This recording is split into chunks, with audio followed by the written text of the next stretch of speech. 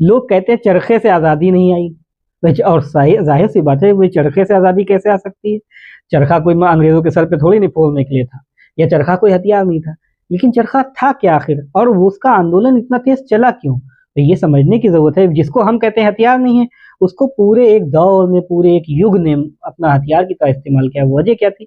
जब गांधी ने पूरे देश का दौरा किया तो उन्होंने कहा भाई यहाँ पे किसान ही रहते हैं, और ये कृषि प्रधान ही देश। क्या हुआ, गांधी को लगा कि भाई किसानी तो यहाँ पर है, लेकिन वो दो फसलों के लिए काम कर, फसल बोया फिर आ गए, फिर फसल बोया फिर आ गए। तो इस दो फसल उगाने के लिए वो 6 महीने गले रहते हैं, उनके पूरे शरीर का, उनके काम का कोई उपयोग नहीं हो पा रहा है।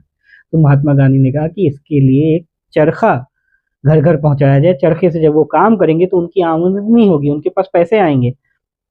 चरखे ने क्या किया, जो 6 महीने किसान घर में रहता था उसके घर पे एक काम दे दिया कि भैया सूत काटेंगे, कोई खादी बनाएगा, कोई कपड़ा बनाएगा, कोई कुछ सिलेगा। तो इस तरीके से पूरे भारत में महात्मा गांधी के चरखे ने एक उद्योग का काम किया।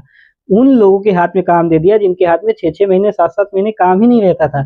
इसीलिए चरखे को कहा गया है कि चरखा महात्मा गांधी का हथियार था, और चरखा इस देश की आज़ादी का हथियार था। भाई जब लोगों के पास काम आया, थोड़े से पैसे आए, तभी तो वो समझ पाए कि हाँ अब हमको इनसे लड़ना है।